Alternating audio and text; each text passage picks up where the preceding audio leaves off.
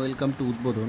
আমরা আজকে শুরু করব WBSI 2019-এর যে পেপারটা হয়েছিল সেই পেপারটা ইন ডিটেলস অ্যানালাইসিস। ঠিক আছে, তো এর আগে আমরা 2018 WBSI প্রিলিমিনারি এবং WBP কনস্টেবলের বিভিন্ন পেপারের বিভিন্ন বছরের সবকটা পেপার কমপ্লিট করানোর চেষ্টা করেছি আমার নিজের দিক থেকে এবং করিয়েওছি। তো 2018টা তো মানে আপলোড হচ্ছে, তোমরা সবাই দেখছো। তো 2019-এরটাও আমরা শুরু করে দিলাম। তো 2019-এরটা কী আছে দেখো। প্রথম প্রশ্ন এইটা না, আমি 10টা করে প্রশ্ন বানাবো, ঠিক আছে? না হলে ভিডিওটা অনেকটা বড় হয়ে যায়, তাহলে তোমাদের দেখতেও একটু অসুবিধা হয়, ঠিক আছে? তো প্রথম প্রশ্ন দেখো কি বলছে, what does one study in palaeontology. ঠিক আছে, তো প্যালিওন্টোলজি কোন বিষয়ের সাথে যুক্ত? প্যালিওন্টোলজি যুক্ত হচ্ছে আমাদের উদ্ভিদ এবং প্রাণী জীবাশ্ম বিষয়ের ক্ষেত্রে। বোঝা গেল? তো আমরা বুঝতে পারলাম যে এটা কিসের সাথে যুক্ত। আবার ভোলক্যানোস বা আগ্নেয়গিরি যেটা আছে তাকে, সেটা হচ্ছে ভোলক্যানোলজি। ভোলক্যানোলজি, ঠিক আছে। অ্যাটমসফিয়ার যেটা রিলেটেড সেটা হচ্ছে তোমার মেটেরিওলজি, ঠিক আছে। আর রক যেটার সাথে সম্পর্কিত সেটা হচ্ছে তোমার পেট্রোলজি। আশা করি তোমরা সবাই বুঝতে পেরেছ। পরের প্রশ্ন দেখো, নিউটনের প্রথম গতিসূত্রে পরিচিত হয়েছে কি? নিউটনের প্রথম গতিসূত্রে পরিচিত হয়েছে প্রিন্সিপাল অফ ইনার্শিয়া, ঠিক আছে, বা জড়তার মূল নীতি। তাহলে আমরা সবাই জানি নিউটনের কটা গতিসূত্র? নিউটনের 3টে গতিসূত্র। আর তাহলে প্রথমটায় হচ্ছে জড়তার মূল নীতি, মানে principle of inertia of rest. আর দ্বিতীয়টায় কি আছে তোমার? দ্বিতীয়টায় আছে হচ্ছে বল, ঠিক আছে। দ্বিতীয়টায় আছে হচ্ছে তোমার ল অফ মোশন বা ল অফ ফোর্স, ঠিক আছে। আর তৃতীয়টায় আছে কি? তৃতীয়টায় আছে তোমার every action has an equal and opposite reaction. প্রত্যেক ক্রিয়ারই একটি সমান এবং বিপরীত প্রতিক্রিয়া আছে, ঠিক আছে। আশা করি তোমরা বুঝতে পারলে। 3 নম্বর প্রশ্ন দেখো কি বলছে, 3 এবং 4। 3 নম্বর প্রশ্ন বলছে জালিয়ানওয়ালাবাগ হত্যাকাণ্ড কত সালে ঘটেছিল? তাহলে জালিয়ানওয়ালাবাগ হত্যাকাণ্ড ঘটেছিল 13ই এপ্রিল 1919 সালে। এই দিনটা কী ছিল? বৈশাখী পূর্ণিমার দিন ছিল। কিসের জন্য? রাওলাট যে অ্যাক্টটা এসেছিল, রাওলাট অ্যাক্ট, সেই রাওলাট অ্যাক্টটা বিরুদ্ধে মানুষ জড়ো হয়েছিল জালিয়ানওয়ালাবাগের যে তোমার অমৃতসরের যে জালিয়ানওয়ালাবাগ অঞ্চল, সেই জালিয়ানওয়ালাবাগ। আর জেনারেল ডায়ার কী করেছিল? তার আদেশে ফায়ার করিয়ে দিয়েছিল, তাতে বহু মানুষ মারা গেছিলো। এখানে আরও একটা তোমার ডেট আছে, সেই ডেটটা দেখো, 16ই অক্টোবর 1905 সাল। এটাই কী হয়েছিল জানো? এটাই হয়েছিল তোমার রবীন্দ্রনাথ ঠাকুর রাখি পূর্ণিমা উৎসব পালন করেছিল। কিসের জন্য বলো তো? বঙ্গভঙ্গ, মানে পার্টিশন অফ ইন্ডিয়া হয়েছিল। সেই পার্টিশন অফ ইন্ডিয়ার সময় তোমার বঙ্গভঙ্গটা যে রদ করবে বা সেরকম, বা বঙ্গভঙ্গ যে করেছিল সেইটার এগেনস্টে এগেনস্টে দাঁড়ানোর জন্য তোমার এই দিনে 16ই অক্টোবর রাখি পূর্ণিমা উৎসব পালন করেছিল তোমার রবীন্দ্রনাথ ঠাকুর, ঠিক আছে। এর পরের প্রশ্ন দেখো কি বলছে, president of India is elected by. ভারতের রাষ্ট্রপতি নির্বাচিত হন কাদের দ্বারা? ভারতের রাষ্ট্রপতি নির্বাচিত হন সংসদের সদস্য এবং রাজ্য আইন পরিষদের সদস্যগণদের দ্বারা। মানে এটা কি? মানে হচ্ছে member of parliament and member of legislative assembly, ঠিক আছে। এইবার এই তোমার প্রেসিডেন্ট যে ইলেক্টেড হয়, আমাদের দেশে প্রেসিডেন্ট যে ইলেক্টেড হয়, ঠিক আছে, সেটা article election commission of India article কি? ইলেকশন কমিশন অফ ইন্ডিয়ার আর্টিকেল হচ্ছে 324 থেকে 329। তা এই আর্টিকেলের মধ্যে সেটা মেনশন আছে, ঠিক আছে।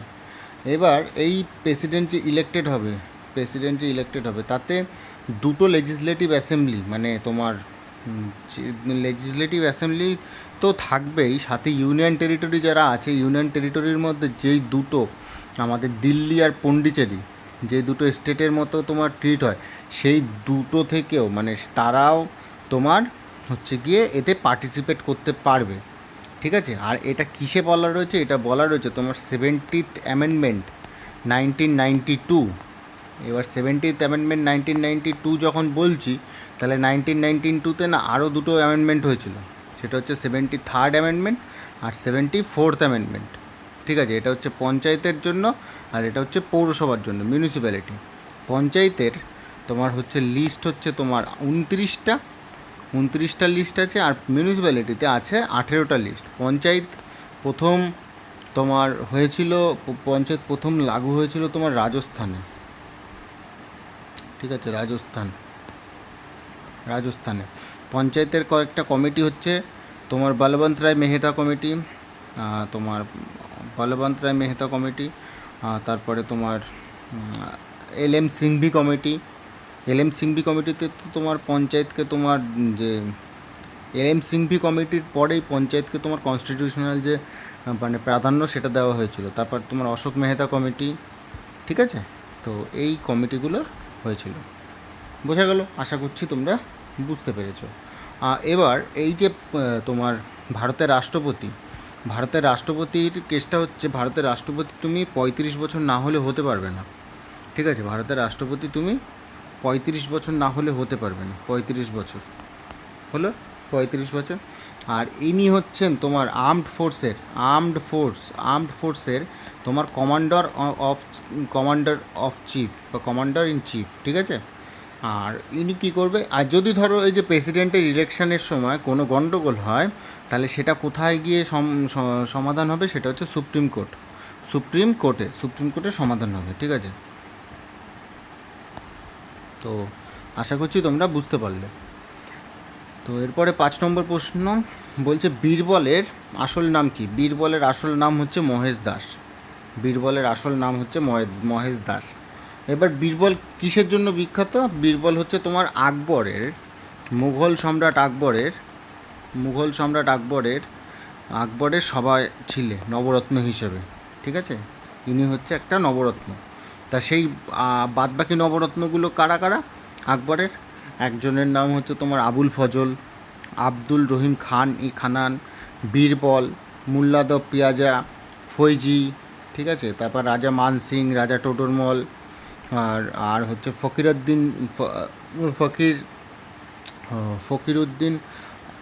ফকিরুদ্দিন আজউদ্দিন, এরকম কিছু। আর একটা হচ্ছে তানসেন। আর তানসেন সম্মান দেওয়া হয় হচ্ছে সঙ্গীতের জন্য। ঠিক আছে। আশা করছি তোমরা বুঝতে পারলে ব্যাপারটা।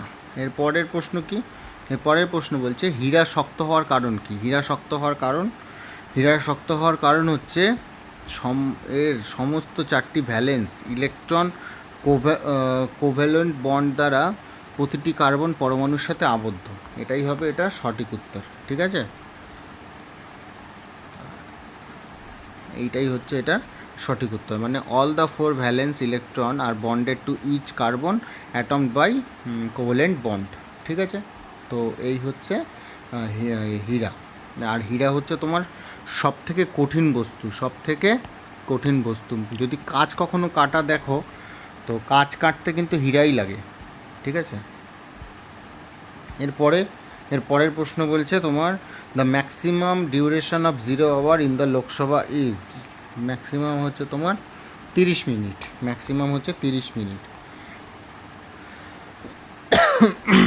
আর যদি বলে তোমার 0 আওয়ারের টোটাল যে টাইম অ্যালোকেট থাকে 0 আওয়ারের, সেটা কিন্তু তোমার কোনো টাইম লিমিট থাকে না।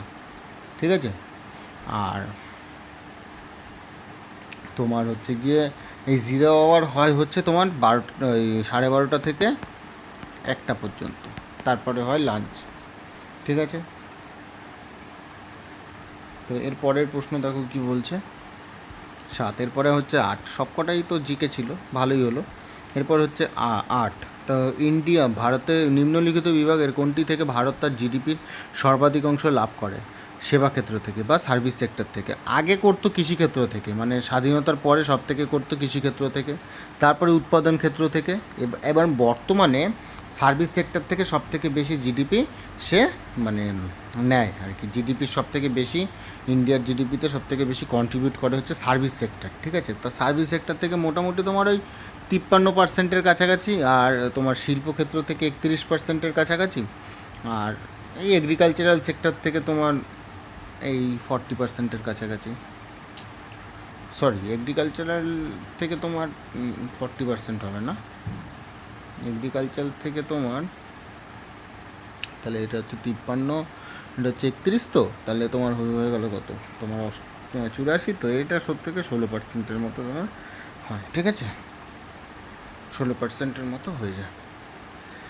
তো এর পরের প্রশ্ন দেখো কি বলছে, লাস্ট দুটো প্রশ্ন, এই দুটো প্রশ্নই আমরা আজকে বিশ্লেষণ করব, তারপরে আবার নেক্সট পার্টে আসবে।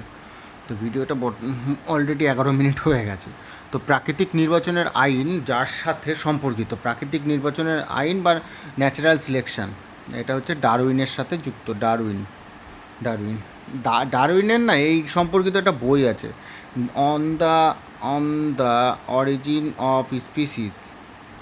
Of species by means of natural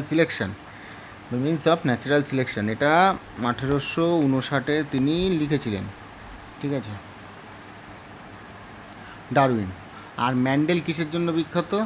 Mendel বিখ্যাত হচ্ছে তোমার, মানে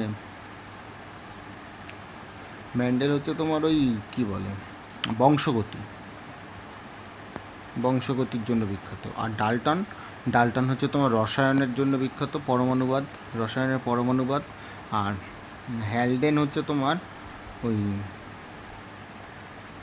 কী বলে এটা, হ্যালডেন হচ্ছে তোমার ওই ডারউইনেরই মতোই, মানে নয়া ডারউইনবাদ যেটা আছে সেটার প্রবর্তক ছিলেন, ঠিক আছে।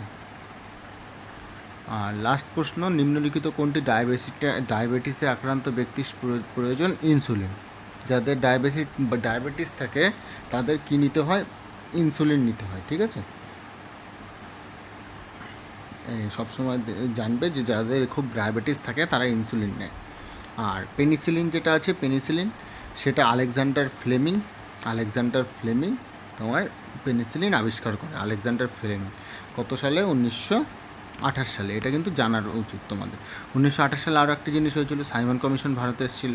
এইভাবে মানে তুমি মানে একটার সাথে আরেকটা মিলিয়ে পড়তে পারো, ঠিক আছে। আর সেপ্টোমাইসিন কি? সেপ্টোমাইসিন হচ্ছে একটা ওষুধ, ঠিক আছে। আর স্টেরয়েড তো তোমরা জানোই মোটামুটি, এগুলো একটা হরমোন হিসেবে পরিচিত, মানে যারা ব্যায়াম করে তারা মোটামুটি জানে। তো ভিডিওটা এই অবধি থাক। যদি ভিডিওটা ভালো লাগে এবং কোনো কিছু নতুন জানতে পারো তাহলে অবশ্যই চ্যানেলটাকে সাবস্ক্রাইব করে নিও, আর বন্ধুদের সাথে একটু শেয়ার করে দিও। ভালো থেকো সবাই, দেখা হচ্ছে নেক্সট ভিডিওতে।